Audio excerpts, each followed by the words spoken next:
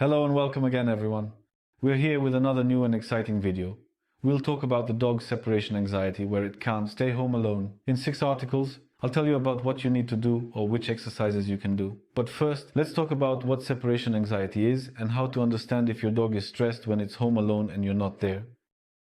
From the first moment you start to leave your house, when you grab your jacket from the closet or when you grab your keys, if your dog starts to get anxious, it might be prone to separation anxiety, or it might already have it and you might have not noticed.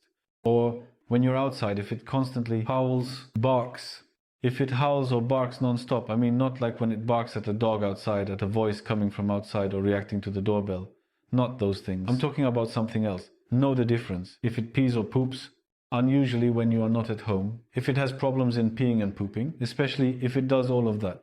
On high grounds, this once again shows your dog is suffering from a stressful loneliness. If your dog has a habit of tearing things up or scattering them, but this again is not like when it got bored or it's been at home for 6 hours and full of energy and it breaks something. Not that I'm talking about much larger damages done by the dog. If it is a chronic thing and if he spends the hours away from you completely, out of breath, or if it drools too much, it shows that your dog spends stressful hours when you are not home with it. It shows that it suffers from separation anxiety. Being always on alert and yawning all the time can also be seen as an indication of the issue. These types of actions are the biggest sign. I confirmed something about dogs that have behavioral problems similar to this. These dogs are usually addicted or inclined to being addicted. They follow you around wherever you go at home. Some dogs think they can't do anything without you. I mentioned this a couple of times in the previous videos. I'll definitely make a separate video about addiction. That needs to be handled separately. Some dogs are very addicted yet can be alone at home. That depends on how the dog was raised as a puppy. But take note of that because I'll talk about it later on. Let's start. First coffee of the day. Here's the advertisement. Caribou, Article 1. To heal from the addiction I mentioned, you must pay attention to some things. I want you to definitely review your relationship with your dog. We see this a lot because of the pandemic. Because people are home all day. Because we're home all day, we're always in contact with our dogs. Unfortunately, we are always touching the dog and talking with the dog. We don't break up, we don't leave them alone. When this happens, your dog becomes addicted to you, not attached. They start to become dogs that think they can't do anything without you. What can you do about this? Think about how you show your love. In the world of dogs, although they're in packs, they don't connect all day long. They don't have lives where they connect with beings constantly day in and day out. With their own species, they don't expect that from you either. But when you think like a human and offer it, it confuses the dog. So try to do things that increase your love's value. Try to do things that make your love much more precious, like obedience training, like a simple command, simple things. Show your love through these so that your relationship will be set. On some rules, at least you'll have some boundaries set. Other than that, I'm talking about things besides love. You have to do obedience training like sit, lie down, wait, go, or else, or walking trainings at home or outside. It doesn't matter, just do it. From a dog that does nothing. It'll turn into one that understands that you're not someone it will be addicted to, but rather someone to be attached to. Someone who makes it happy when following orders. Let its mindset change to something like that. So on this, well, I use this on my students. If needed, if the dog never experienced it, you can leave it at a pet hotel you trust for a couple of days. You can do research on that. Show them there's a life of loneliness. I'm talking regardless of whether the dog socializes in there or the type of the place. Let the dog see that it can stay alone by itself and that you'll always be there when it comes back. Again, you can let others take them for a walk. Ask for your friend's help. Or, there are some applications that support this. There must be someone who walks dogs around your neighborhood if you trust that person. Or securities that walk the dogs. It's useful to let others touch your dog in order to break the addiction. That's it. Second article. Don't turn your exits and entrances into an Oscar ceremony with grand gestures. As you leave home, don't say things like, honey, I'm going to work, I'll be back in 3 hours. I'm going to the market, I'll be right back in 15 minutes. And when you come back, don't immediately drop the bags. And hug them saying, oh dear, I missed you so much, what were you doing? This makes it so, even if your dog doesn't suffer from separation anxiety, it might start to. This will make the time you're not home into something very important. It will start to wait for you by the door even for when you leave or come back. Even this will stress the dog out. This state of alertness it experiences instead of sleeping somewhere or on its bed will stress the dog out. Therefore, you need to stop connecting 20 minutes to half an hour before you leave home. Don't even make eye contact, no contact. When you come back home, do not engage until the dog has calmed down. It might jump on you. It might ask for attention. Do not engage until it's relaxed and sits in a corner. You don't even have to do it once it does, but you won't be able to resist. So I just set that as a boundary. Article 3.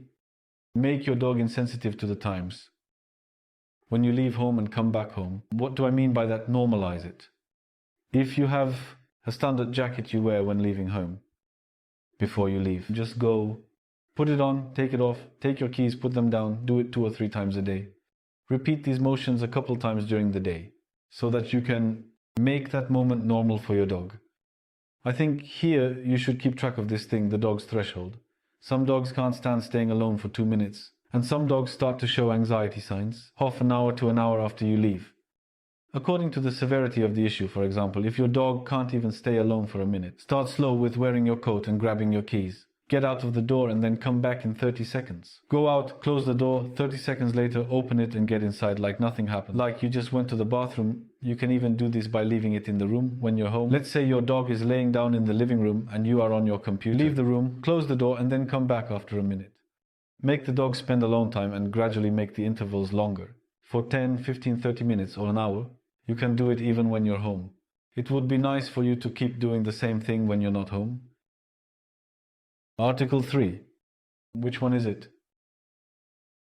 It's 4. Yes, 4. Thank you.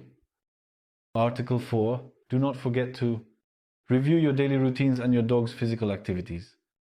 What do I mean? From the time you feed your dog to the times you take your dog out for walks and how often you do that. What are your walking routines? Do you walk outside for 5 minutes, get to the park, spend half an hour and then come back in 5 minutes again? Or do you take a walk that lasts an hour filled with playtime and commands and following, where you also tire the dog's brain out?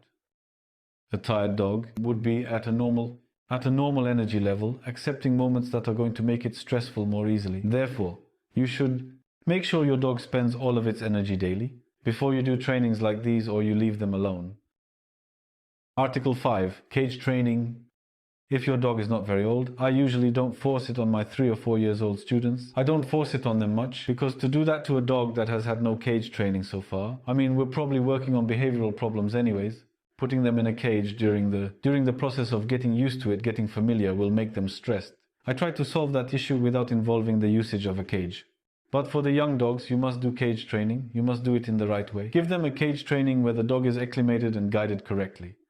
You should make it so your dog has a space where it feels comfortable and in peace. This could just be a room like I've mentioned before. It could be a room, but a cage has borders that are more pronounced. The area is more absolute. This gives the dog a better understanding. It perceives better, therefore. So, a dog that received good cage training gets used to staying alone easier and faster. I can say this based on experience. The last one is Article 6.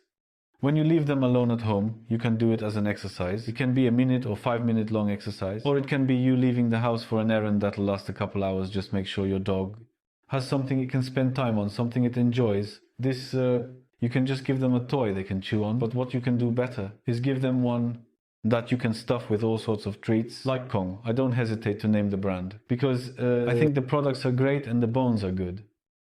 Hide these things.